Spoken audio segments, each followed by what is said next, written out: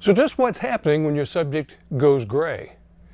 Let's talk about it in tip number 78.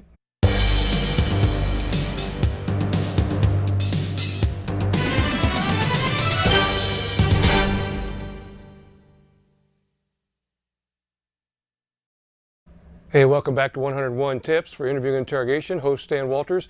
And let's talk about a subject that goes gray. Okay, now wait a minute. Now, you may be thinking something else. I'm not talking about gray in color or the lack of oxygen or having a heart attack or something. But what happens when their answers go gray or you get gray answers? Gray answers are deliberately vague.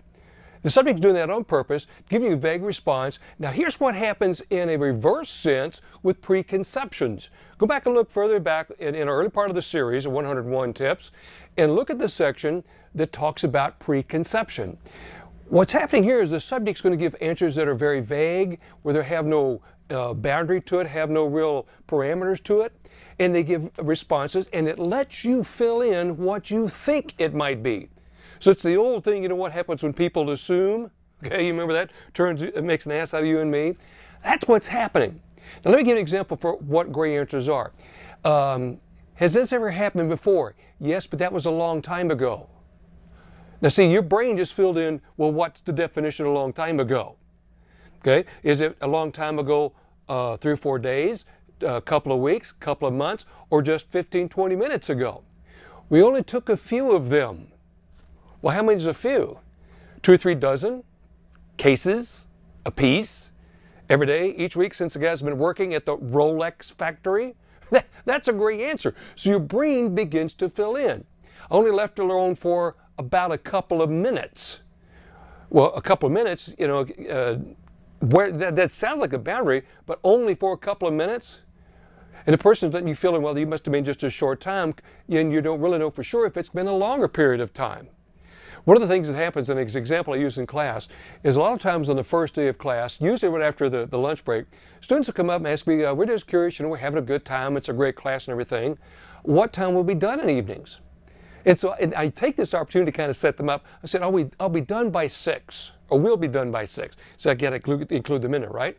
We'll be done by 6. You can see them walk off, their face, they'll go, and they'll walk away. And if you watch them, they'll walk over to another student. I hear him whispering, did you know he's going to go till 6 o'clock? Can he do that? And so they have filled in on their own the worst possible answer. And so the subject plays that against the interviewer.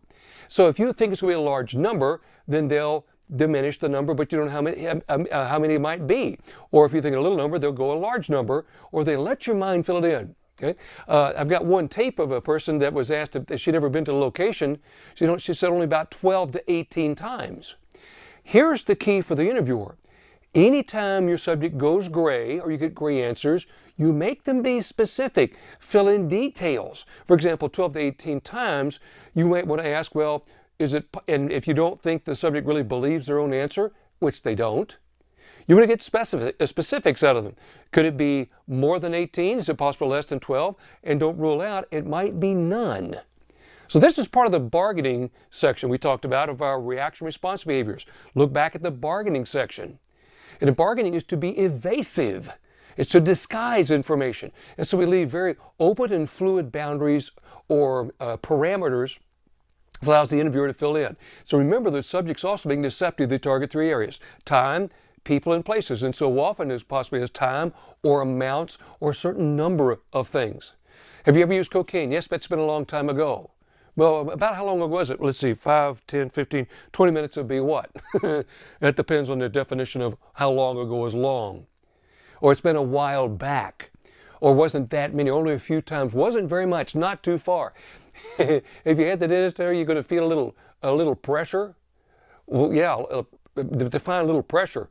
You know, just a pinprick or a jackhammer prick. Or you're going to feel a little pinch. Or that you might feel a little pain or a little bit of burning. Well, that's vague. You know, burning like you're in, the surface of the sun, or, or just a small blister. What's the difference? So listen for gray answers in your subject. Keep your ear open for it. And if you find yourself filling things in, if you find yourself filling the gap, or you're making an assumption, catch it on your own, then you need to go back and make the subject be more specific. So you get caught and make assumptions about the responses. I also need you to do me a favor, if you will. Please hit a connect and share this on Facebook, through email, LinkedIn, Twitter, Instagram. Connect with me on those so I can get to this information and more content out to you, more valuable information about interviewing.